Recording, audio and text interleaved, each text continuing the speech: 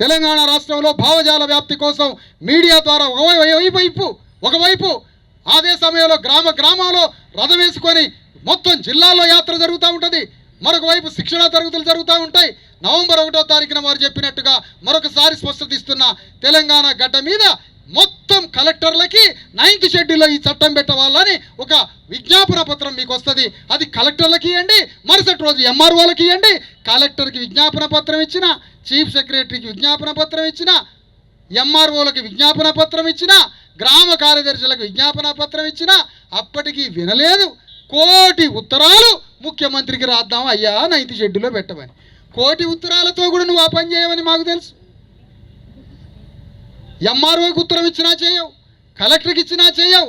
మా ఉత్తరాలు రాష్ట్రపతికి కూడా రాస్తాం.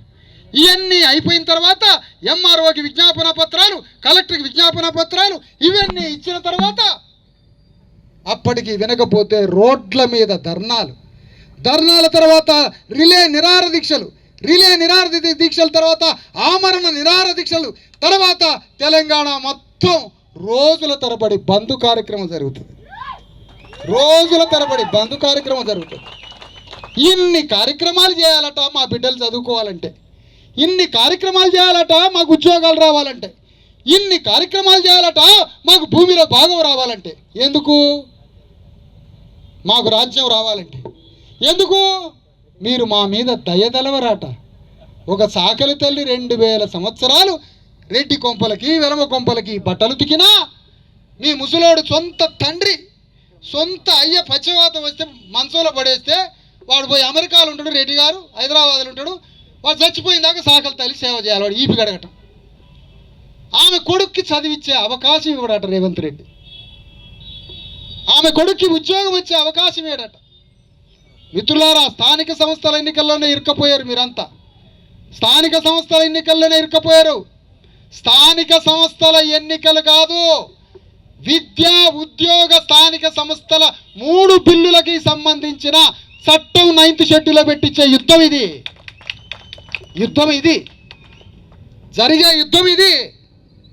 9th షెడ్యూల్లో ఇది పెట్టించాలి.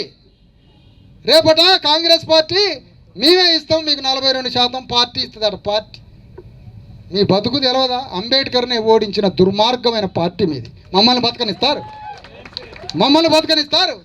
అంబేద్కర్ రాజ్యాంగ పరిషత్తులో చైర్మన్గా అయితే అంబేద్కర్ రాజ్యాంగం రాస్తే ఆ రాజ్యాంగం రాసిన అంబేద్కర్ ఎన్నికల్లో పోటీ చేయాలని రాజ్యాంగ పరిషత్తులో పోటీ చేస్తే రాజ్యాంగం రాసే అర్హత ఉంటుంది. ఆ రాజ్యాంగం రాయడానికి పోయాలంటే ఎన్నికల్లో పాల్గొనాలి.